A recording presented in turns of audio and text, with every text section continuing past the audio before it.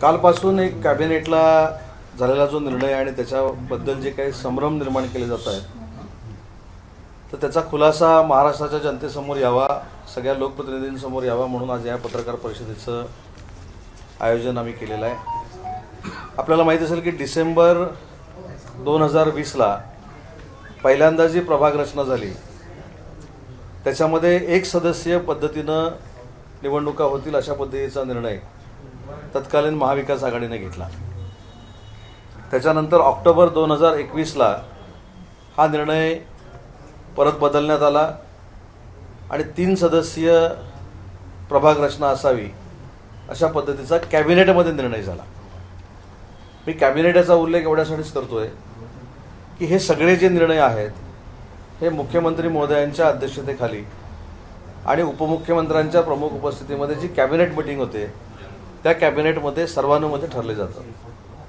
परंतु कालपासून एक असा वेगळ्या पद्धतीचा गैरसमज निर्माण केला जातोय की नगर विकास खात्याचे मंत्री आदरणीय एकनाथ शिंदे साहेब असताना हे शिंदे साहेबांच्या मंत्रालयातनं करण्यात आलं आणि तोच निर्णय पुन्हा एकदा शिवसेना भाजपचं सरकार आल्यानंतर आणि विशेषतः मुख्यमंत्री शिंदे साहेब झाल्यानंतर आणि उपमुख्यमंत्री देवेंद्रजी झाल्यानंतर बदलण्यात आला आहे आणि याच्यामध्ये जनतेला वेठीस धरलेला अशा पद्धतीचा एक वेगळा संभ्रम हा संपूर्ण महाराष्ट्राच्या लोकप्रतिनिधींमध्ये आणि जनतेमध्ये पसरवला जातोय. मी त्या कॅबिनेटचा साक्षीदार आहे ज्यावेळी 2021ला 3 सदस्यीय समिती प्रभाग रचनेचा प्रस्ताव हा कॅबिनेट समोर आला. त्यावेळी आमच्या कॅबिनेट मंत्र्यांमधले एकमेव मंत्री असे होते की ज्यांनी ह्या प्रभाग रचनेला विरोध केला होता, ते म्हणजे सन्माननीय एकनाथ शिंदे साहेब. जरी नगर विकास खात्यामार्फत हा प्रस्ताव आलेला असेल, ही प्रोसिजर असते, कारण मी देखील कॅबिनेट मंत्री होतो, पण तो प्रस्ताव आल्यानंतर प्रत्येक मंत्र्याला त्याच्यामध्ये बोलण्याचा अधिकार असतो. त्याच्यानंतर हे देखील झालं की 4 का असू नयेत आणि 3 का असावेत ह्याच्यावर देखील सांगोपांग चर्चा झाली. पण शेवटच्या क्षणापर्यंत माननीय एकनाथ शिंदे साहेब ही 3 सदस्यांची जी प्रभाग रचना आहे ही योग्य नाही अशा पद्धतीची भूमिका तिथे मांडत असताना हे कुठच्याही तुम्ही कॅबिनेट मंत्र्याला जरी विचारलं, म्हणजे राष्ट्रवादी काँग्रेस पक्षाचे कॅबिनेट मंत्री असतील, तत्कालीन काँग्रेस पक्षाचे असतील किंवा आमच्या शिवसेनेचे असतील, सगळ्यांनी एकनाथ शिंदे साहेबांना या प्रभाग रचनेच्या बाबतीमध्ये भांडताना आम्ही सगळ्यांनी मिळून बघितलेलं आहे.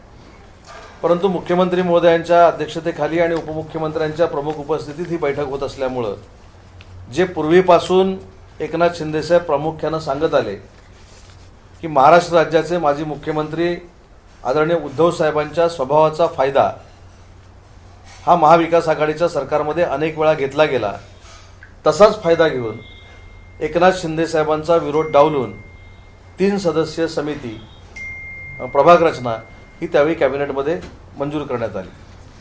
आणि जी कालपासून एक बातमी येते की त्यावेळी एकनाथ शिंदे साहेबांनी विरोध करायला पाहिजे होता, खात्यामार्फत हा प्रस्ताव आणता कामा नये होता, अशा पद्धतीची एक वेगळ्या पद्धतीचं वातावरण मुख्यमंत्री महोदयांच्या बाबतीतलं निर्माण करण्याचा काही लोक प्रयत्न करत आहेत.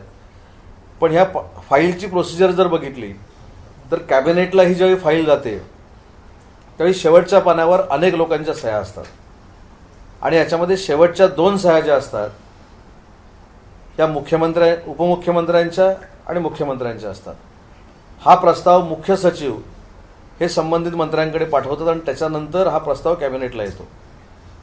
आणि म्हणून जर कोणाचं असं म्हणणं असेल की जनतेला वेठीस धरण्यासाठी हा त्यावेळी निर्णय घेतलेला होता, तर याच्यामध्ये सगळे घटक पक्ष आणि असलेले सगळेच सामील होते. त्याच्यामुळे एकट्याची एकनाथ शिंदे साहेबांची चूक आहे असं मला वाटत नाही. परंतु आताची प्रभाग रचना परत आपण का अशी बदलली, तर त्याची देखील कारणं आपल्या सगळ्यांना माहिती असली पाहिजेत की प्रभाग रचना करत असताना मग त्याच्यामध्ये मुंबई असेल किंवा अन्य भागामध्ये असेल, काही ठिकाणचे प्रभाग हे म्हणजे जी तक्रार अनेक वेळा दाखल झालेली होती, कोर्टामध्ये देखील गेलेली होती की बाकीच्या प्रभागांमध्ये आपले प्रभाग घुसलेत काय, अशी देखील एक शंका ही निर्माण झालेली होती आणि आपल्याच माध्यमातून आम्ही अनेक वेळा देखील बघितलेली आहे. आणि म्हणून या सगळ्यातली पारदर्शकता यावी आणि जनतेच्या मनातलं, लोकप्रतिनिधींच्या मनातलं जे काय होतं ते या प्रभाग रचनेतनं निर्माण व्हावं यासाठीच महाराष्ट्र राज्याचे मुख्यमंत्री एकनाथजी शिंदे आणि उपमुख्यमंत्री देवेंद्रजी यांनी हा निर्णय घेतलेला आहे.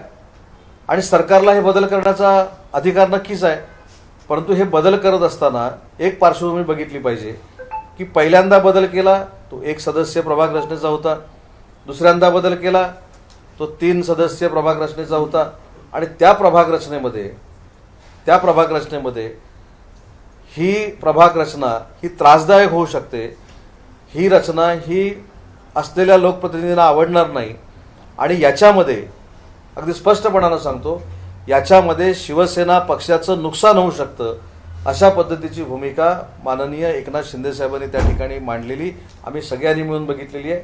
आणि मग त्याच्यानंतर काही लोकांनी पर्याय काढले की 2 नको, 4 नको, मधलाच आपण आकडा धरूया आणि 3 प्रभाग रचना करूया. अशा पद्धतीची प्रभाग रचना करण्यात काही अर्थ नसतो आणि त्याचा रिव्ह्यू परत मुख्यमंत्री आणि उपमुख्यमंत्र्यांनी घेतला. म्हणूनच या प्रभाग रचनेमध्ये पुन्हा एकदा बदल केलेला आहे. हे मला इथं स्पष्टपणानं सांगितलं पाहिजे. कोणाच्याही दबावाला बळी पडून किंवा स्वतःचं काहीतरी वेगळं करायचं आहे म्हणून मुख्यमंत्र्यांनी आणि उपमुख्यमंत्र्यांनी हा निर्णय घेतलेला नाही. हा जनतेच्या सोयीचा निर्णय आहे.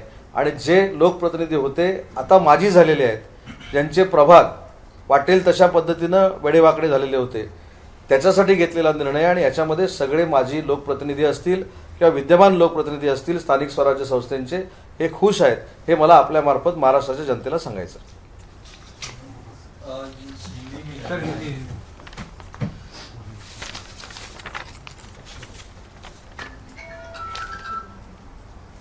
कल ही कैबिनेट ने जो एक निर्णय लिया है प्रभाग रचना बदलने का, उसके ऊपर कई लोगों ने आक्षेप लिए हैं. वो मेरे ख्याल से आक्षेप जो है वो एकनाथ शिंदे साहब को और देवेंद्र जी को बदनाम करने के लिए है, क्योंकि 2 बार ये प्रभाग रचना महाविकास आघाड़ी के सरकार में बदली थी. एक बार 1 सदस्यीय प्रभाग रचना हो गई थी, दूसरी बार 3 सदस्यीय प्रभाग रचना हो गई थी. और जब ये प्रस्ताव कैबिनेट में आया तब एकनाथ शिंदे साहब ने उसको विरोध किया था. विरोध होने के बाद भी जो हमारे साथ में घटक पक्ष थे उनके दबाव में ये 3 सदस्यीय प्रभाग रचना तब हो गई थी वो बदलने के लिए. और जो लोक प्रतिनिधि है उनके मन में ये था, उनसे बात करके सीएम शिंदे साहब ने और डीसीएम देवेंद्र जी ने ये प्रभाग रचना फिर से बदली है. और इसमें पूरा लोक प्रतिनिधि का और जनता का हित है. आज केसरकरांनी एक नवा ट्विस्ट आणला आहे मुळात पत्रकार परिषदेच्या माध्यमातून, त्याविषयी काय सांगाल? काय आहे? नारायण राणेंना तुरुंगस्ती पाडलंय यामध्ये आपल्या सुशांत सिंग प्रकरणामध्ये भाजपचे नेते नारायण राणे यांचा मोठा वाटा आहे आदित्य ठाकरे यांची बदनामी करण्यामध्ये.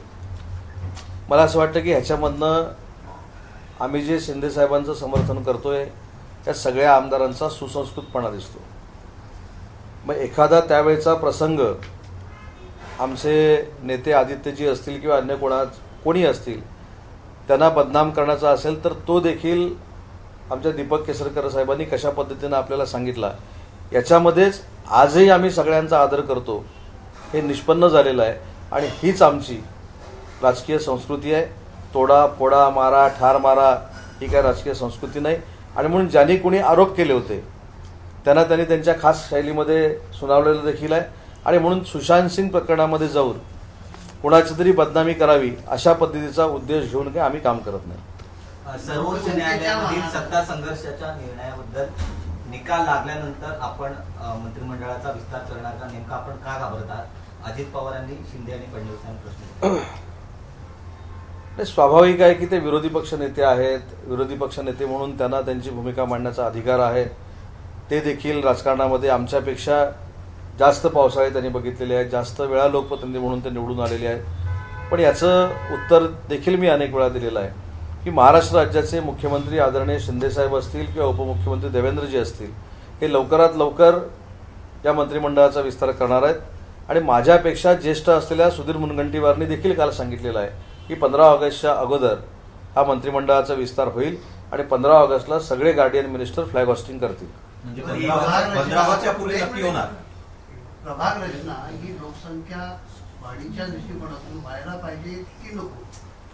प्रभाग रचना ही लोकसंख्येच्या वाढीच्या दृष्टीनंच व्हायला पाहिजे, परंतु प्रभाग रचनेमधले मतदार हे देखील त्यांची जी काही झिकझॅक पद्धत आहे त्याच पद्धतीनं एकामेकाच्या प्रभागामध्ये मर्ज झाले पाहिजेत. ए प्रभाग जर असेल त्याची मर्जिंग बी मध्ये होत असताना ती डायरेक्ट डी मध्ये होऊ शकत नाही, ती बी मध्येच होऊ शकते. आणि म्हणून हे जे काही सगळे प्रश्न होते त्याच्यावर सांगोपांग विचार करूनच प्रभाग रचना बदलण्यात आली. जिल्हा परिषदेच्या सदस्यांची संख्या सुद्धा कमी केली. जिल्हा परिषदेच्या सदस्यांची वाढत नाहीये का? जिल्हा परिषदेच्या सदस्यांची संख्या ही पूर्वी, आता माझ्या जिल्ह्याचं जर आपण उदाहरण घेतलं तर 55,000 होती. 55,000ला रत्नागिरी जिल्ह्याची लोकसंख्या जिल्हा परिषद गट निहाय योग्य होती.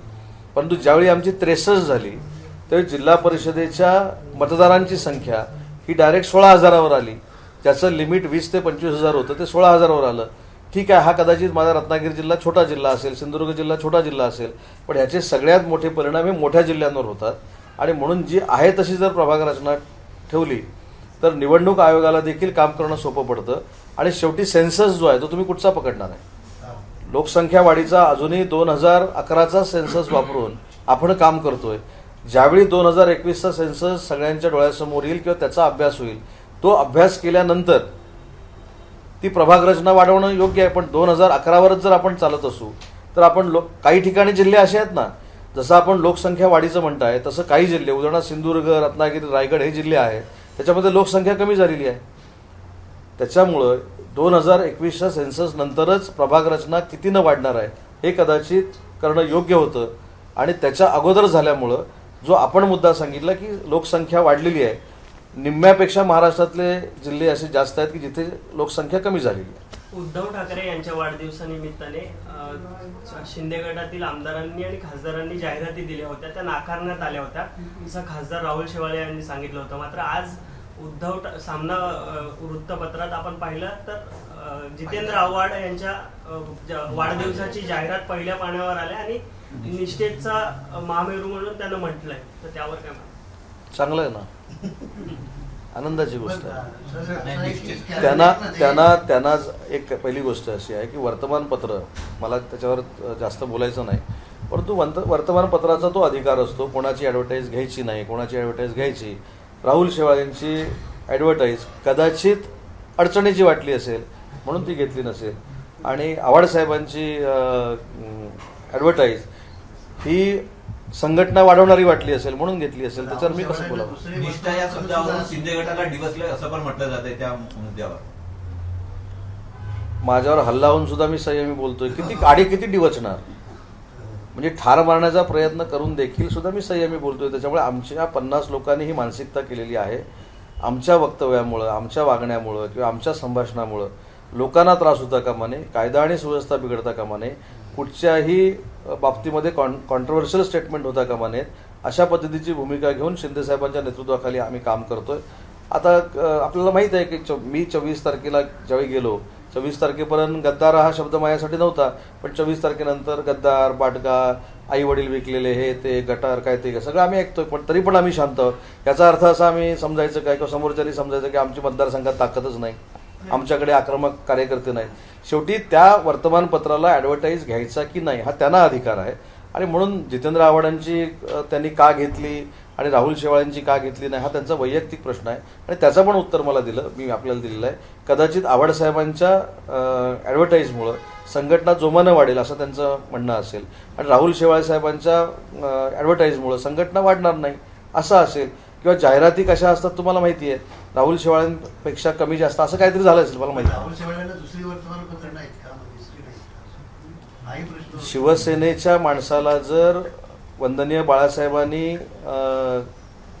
निर्माण केलेल्या सामना वर्तमानपत्रामध्येच ॲडव्हर्टाईज द्यायची असेल आणि मी अजूनही निष्ठावान शिवसैनिक आहे हे सांगायचं असेल तर त्यांच्या विचारापासून आपण त्यांना कसं काय बाजूला नेऊ शकतो? वर्तमानपत्र जाहिराती त्या दिवशी पूर्ण झाल्या असतील तर जागा नसतील. मी तेच बोललो ना. बरं, दुसरं असं की एक आता आपण जो कॅबिनेटमध्ये जे प्रस्ताव येतात ते त्या संबंधित खात्याकडून येत असतात.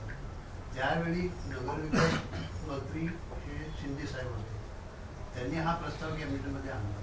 तो कॅबिनेटने मंजूर केला, म्हणजे बहुमताशिवाय कॅबिनेटमध्ये मंजूर होतो का की असाच मी त्याचा खुलासा केला ना, पण अशी अनेक उदाहरणं आहेत की कॅबिनेटमध्ये आलेला उच्च व तंत्रशिक्षण विभागाचा प्रस्ताव हा परत पाठवलेला आहे. म्हणजे माझ्याकडनं आलेला प्रस्ताव कदाचित एखादं फाईल माझ्याकडे येते, एखाद्या कॉलेजच्या निर्मितीची येते किंवा काय होते, मी पाठवतो, परंतु तिथल्या दुसऱ्या मंत्र्यांना जर ते पटलं नाही तर तो प्रस्ताव मी परत घेतो, माघारी घेतो. त्याच्यामुळे हा प्रस्ताव देखील माघारी घेता आला असता.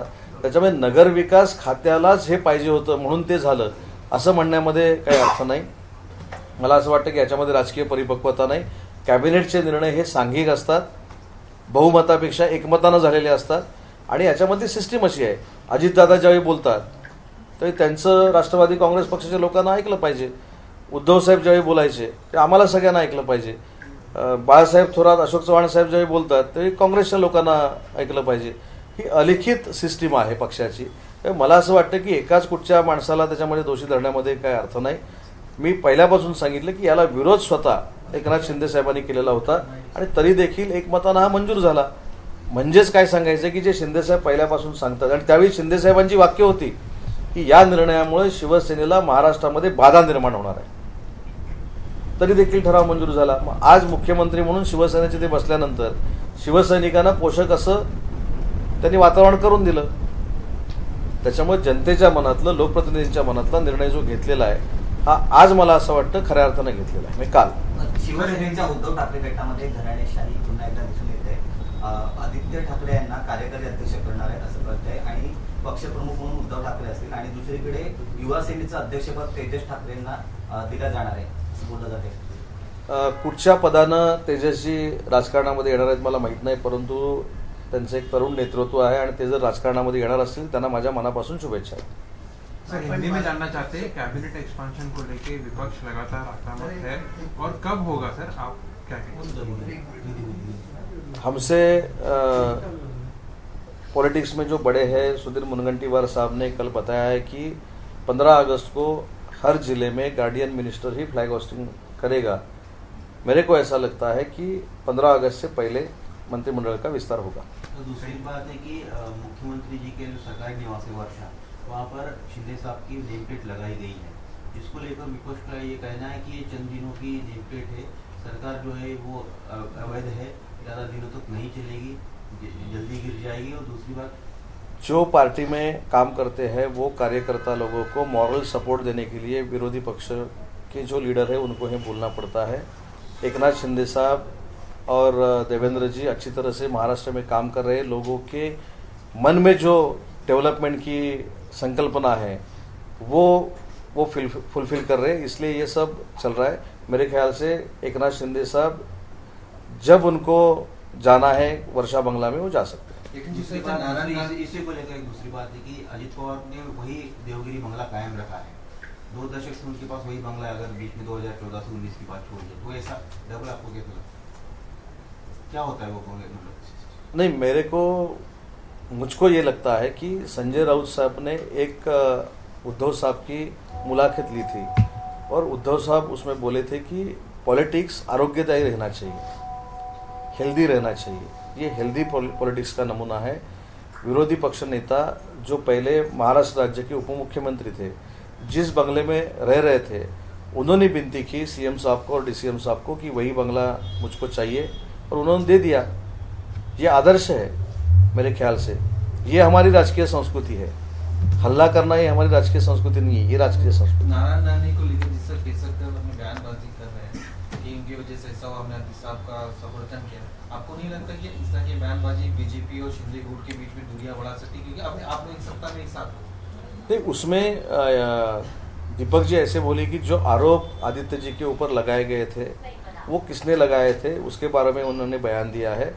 लेकिन आज हम आदित्य साहब के साथ नहीं है, इसलिए उनके ऊपर वही आरोप लेके बात करना ये अच्छी बात नहीं है. जो मैंने बंगले के बारे में बोला, दीपक जी ने जो आपको बाईट दिया है वो भी हमारी राजकीय संस्कृती है. लोटे MIDC मध्ये प्रदूषण खूप वाढलेलं आहे. नदी नाल्यांसोबत तिथे काळ्या आणि निळ्या रंगाचा खूप प्रादुर्भाव झालेला आहे. लोटे MIDC मध्ये, परशुराम MIDC मध्ये काल एक जो दुर्दैवानं प्रकार घडला आणि तिथल्या कामगारांच्या अंगावर जे काय निळे काळे फोड सगळ्या डॉक्टरांनी बघितले, त्यांच्यावर ट्रीटमेंट चालू आहे. तर त्या बाबतीमध्ये कालच मी जिल्हाधिकाऱ्यांशी चर्चा केलेली आहे पोल्युशन बोर्डाशी चर्चा केलेली आहे. पोल्युशन बोर्डाने याच्यामध्ये लक्ष घातलं पाहिजे आणि एखाद्या केमिकल फॅक्टरीमध्ये अशा पद्धतीचं केमिकल बाहेर येऊन कामगारांना जर त्रास होणार असेल तर त्याचा बंदोबस्त केला पाहिजे, अन्यथा त्याच्यावर कारवाई करावी अशा पद्धतीच्या सूचना मी जिल्हाधिकाऱ्यांना दिलेल्या आहेत. सर, तुम्ही मुळात एकनाथ शिंदे आणि सर्व जे आमदार आहेत ते राष्ट्रवादीशी युती नको म्हणून बाहेर पडलेले होते. मात्र आज मुंबई बँकेवरती अध्यक्ष म्हणून प्रवीण दरेकर आलेले आहेत आणि उपाध्यक्ष म्हणून सिद्धार्थ कांबळे यांची निवड झाली आहे. सहकारात राजकारण नसतं.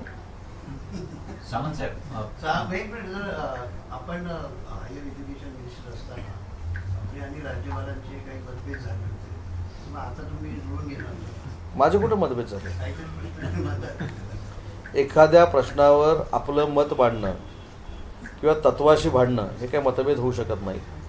ते तात्पुरते मतभेद असतात. शेवटी त्यांचं वय आणि घटनात्मक त्यांचं पद यांचा आदर प्रत्येकालाच असला पाहिजे या मताचा मी आहे. आणि म्हणून राज्यपाल महोदयांवर माझे मनभेद कधीही नव्हते, आताही नाही आणि भविष्यात तर राहण्याचा प्रश्नच येत नाही. सामंत साहेब, आमदार भारत गोगावले आणि त्यांच्या मुलांना मारण्याची धमकी मिळाली आहे, त्याबद्दल अधिक माहिती काही सांगतो? मला असं वाटतं की मी काल ते बघितलं, मी आत्ता भरत शेठशी देखील बोललो, पण अशा धमक्यांना आम्ही काय थांबणार आहोत का? आता मी आपल्या कधी प्रसारमाध्यमाला हे सांगितलं नाही, माझ्यावर जो परवा हल्ला झाला त्याच्यानंतर दुसऱ्या दिवशी 7 वाजता 7092 असा काहीतरी अकोल्याचा नंबर आहे, तिथनं मला देखील सांगण्यात आलं होतं की ते आता गाडीतनं तुम्ही सुटला आहे तरी काय तुम्ही सुटला नाही. या असल्या फुटकळ धमक्यांना आम्ही काही घाबरत नाही. आमची आता 434 टर्म आहे, म्हणजे आम्ही अशा गुणाचे आहोत अशातला भाग नाही. पण मगाही जे मी सांगितलं की आमच्याकडे आक्रमक कार्यकर्ते नाहीत अशातला पण भाग नाही. परंतु आमच्या एखाद्या बोलण्यामुळं, आमच्या एखाद्या वाक्यामुळं जर महाराष्ट्रातल्या जनतेला त्रास होणार असेल, आमच्या मतदारसंघातल्या जनतेला त्रास होणार असेल, त्याच्यासाठी आम्ही ह्या गोष्टी करत नाही. भरत शेठनं जसं आलं तसं मला पण आला होता. ज्या दिवशी माझ्या गाडीवर हल्ला झाला, ते हल्ला झाल्यानंतर काही लोकांनी काय सांगितलं, आम्ही हल्ला केलाच नाही. काही लोकांनी ठामपणानं सांगितलं आम्ही हल्ला केला, अजून आम्ही हल्ले करणार आहोत. परत दुसऱ्या दिवशी देसाई साहेबांनी सांगितलं की याच्याबद्दल मला अभिमान आहे. हे सगळं ठीक आहे, त्या भानगडीत मी काही जात नाही. पण त्याच दिवशी संध्याकाळी मला देखील एक फोन आलेला होता, त्याचा नंबर देखील माझ्याकडे आहे. परंतु ह्या आता गोष्टी आम्ही समजून घेतलेल्या आहेत. ते कोणतरी फुटकळ बाजूला बसतात संध्याकाळचे आणि फोन करतात, त्याच्यामध्ये काय त्यांना त्याच्यामध्ये आनंद मिळतो.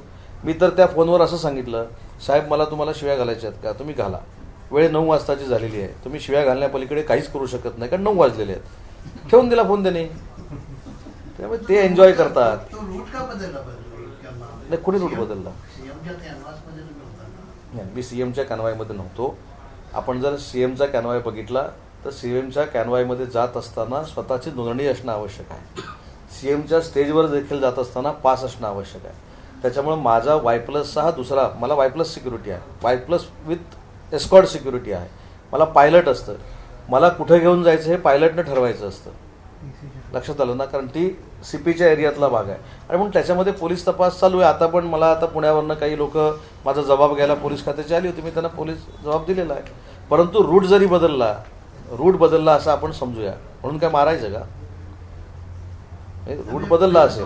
उदयजी, आज संध्याकाळी शिंदे गटाच्या सर्व आमदारांची बैठक बोलवण्यात आलेली होती, ती रद्द करण्यात आली की पोस्टपोन करण्यात आली? नाही, गैरसमजातनं ते निर्माण झालेलं होतं. माझ्या बंगल्यावर काही पदाधिकाऱ्यांशी चर्चा गेले 3 दिवस चालू आहे आणि मला असं वाटतं की त्याच्यातनंच काही बातमी ही मिळाली की आज आमदारांबरोबर शिंदेसाहेबांची बैठक आहे.